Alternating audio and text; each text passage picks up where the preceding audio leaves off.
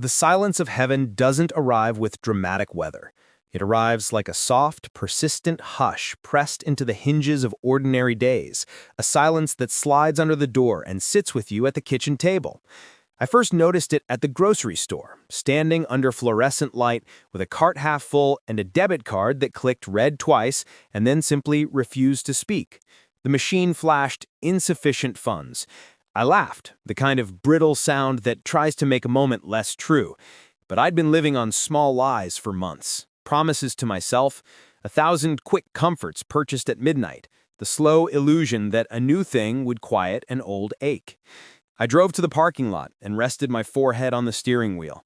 The air smelled faintly of rain despite clear skies, damp concrete, and the ghost of someone's perfume. A child's laugh slid across the lot and felt like a memory from another life. My phone buzzed with promotions I'd ignored for weeks. They were louder than any prayer I had managed. I whispered, because it felt safer to talk small under those lights. "God, are you still here?"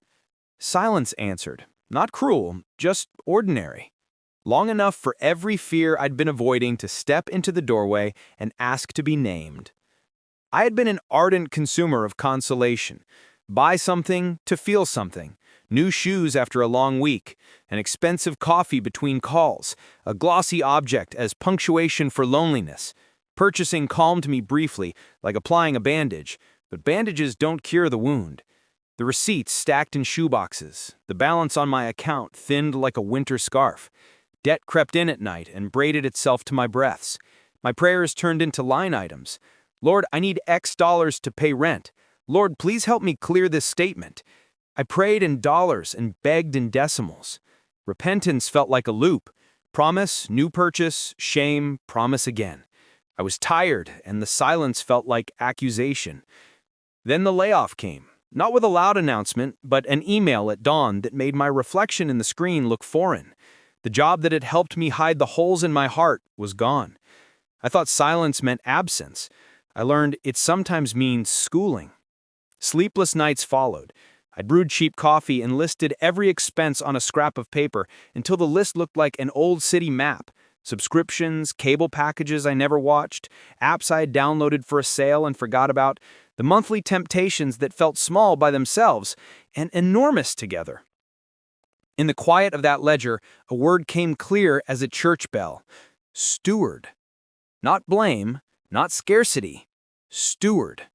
What if listening meant tending? What if God's quiet was training my hands? The next morning, I sat at my table and made 3 promises out loud. I wrote them on a page and tore it into a square I could fold into my wallet. Label every dollar before the month begins. Give the money a job: rent, groceries, savings, giving, debt. If it has no job, it will find one that brings regret. The 48-hour rule for non-essentials. No impulse wins. Ask for space, let desire breathe, and see if it survives the air. Weekly reconciliations. 15 minutes each Sunday to match receipts to reality. Routine is a small altar. On it, we place truth. I began like a penitent, clumsy and earnest. I canceled 2 subscriptions I had bought out of loneliness. I removed saved cards from shopping apps. I set alarms that reminded me to check accounts, not to click. I fixed one broken thing in my apartment instead of replacing it. I chose bread over delivery more times than I expected to feel proud. These felt mundane. God often heals in mundane stitches. The first month, there was little visible change. But inside my chest, the rush of panic that used to come with every notification reduced to a hum. The ledger became a friend rather than an enemy. One afternoon, I sat across from a bank representative, and with a voice that trembled, asked for mercy and numbers. We negotiated a small payment plan. The man behind the desk did not fix my life, but he gave space to breathe. The first reduced installment felt like a sacrament, a tiny, tangible promise that order can be rebuilt one deliberate choice at a time. I began to repair credit slowly, not as a quick score-building hack, but as steady covenant work. Small reconciliations, calling a creditor, setting a realistic payment, and celebrating the first clear debt taught me that restitution is possible when humility meets habit. Practically, I found tiny disciplines that acted like anchors: an emergency cushion, Aim for 1 month's expenses in a separate jar or account. Start with $5, then $10. Momentum matters more than speed. Debt snowball. List debts smallest to largest. Pay the minimums across the board and throw extra at the smallest debt until it collapses. Celebrate and repeat. Accountability. Tell one trustworthy person your goals. If you hide, the old rhythms continue. Share names, numbers, and a weekly check-in. I also reclaimed worship from the altar of consumption. A modest tithe returned to my routine, not because I had plenty, but because giving rewired my fear. It taught me to trust fingers that had once opened my wallet without prayer. I repaired relationships I had bought with gifts rather than time. I apologized to friends whose birthdays I'd glossed over with quick presents. I practiced saying no, not as hardness, but as protection. Saying no preserved yes for the things that mattered. Weeks formed into months. I found a rhythm. Budget, breathe, be present, repeat. Community came in small, holy ways. An old colleague sent a freelance lead. A neighbor returned a favor that saved me a bill. My sister texted a recipe instead of a lecture. It fed more than my stomach. At the shelter where I began volunteering, I learned that worth cannot be calculated by a balance sheet.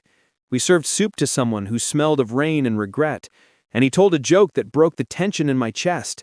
Laughter costs nothing and returns everything. Heaven's silence had not been a punishment. It had been a training ground.